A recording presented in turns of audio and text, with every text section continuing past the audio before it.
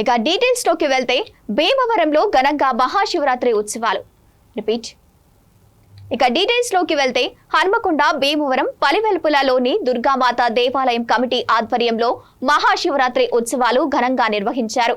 భక్తులు అధిక సంఖ్యలో హాజరై భక్తి శ్రద్ధలతో శివుడిని అభిషేకాలు, అర్చనలు, పూజలు నిర్వహించారు.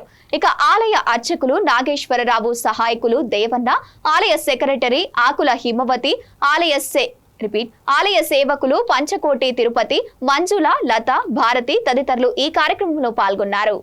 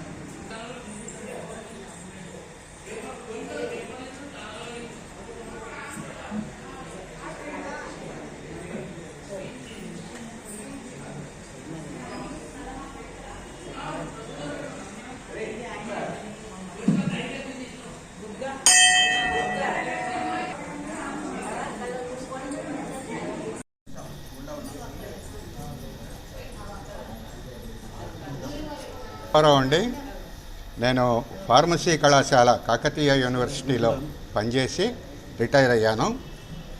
గత 2-3 దశాబ్దాలుగా నేను ఈ గుడికి వస్తున్నాను.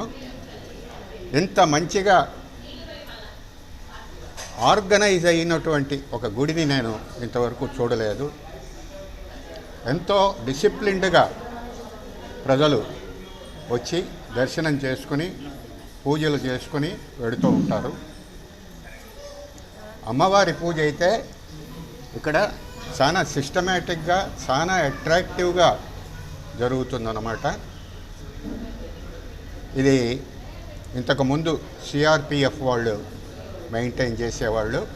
ప్రస్తుతము హిమాజీ గారు సొసైటీ ఉంది, ముఖ్యంగా హిమాజీ గారు దీన్ని చూసుకుంటున్నారు. ఎంతో చక్కగా డిసిప్లిన్డ్గా దీన్ని మెయింటైన్ చేస్తున్నారు. డిసిప్లిన్డ్ మెయింటెనెన్స్ దీని యొక్క ప్రత్యేకత. ఈ శివరాత్రి గురించి భక్తులకు శివరాత్రి గురించి దాని గురించి వివరించండి. శివరాత్రి గురించి ప్రత్యేకంగా వివరించేదేమున్నది?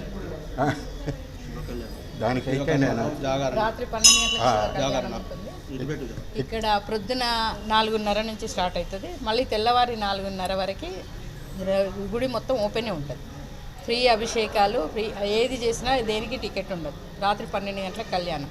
ఈ 2-3 సంవత్సరాల నుంచి రాత్రి 8 గంటల నుంచి 3 గంటల వరకు చాలీసా చేసి విత్ అభిషేకం అవుతుంది. దీని ప్రత్యేకతలు ఇవి. ఎక్కడెక్కడి నుంచో జనాలు వస్తారు. మొత్తం ఎంతమంది భక్తులు వస్తారు అనుకుంటున్నారు మేడం? 10,000 పైనే వస్తారు ప్రొద్దుటి నుంచి. పేరు పంచకోటి తిరుపతిని. గత 25 సంవత్సరాల నుంచి నేను సేవకు వస్తున్నాం. అందరూ కమిటీ ఉన్నది. అందరూ కోఆపరేటివ్గా, ప్రజలు కూడా, భక్తులు కూడా మాకు సహకరిస్తున్నారు.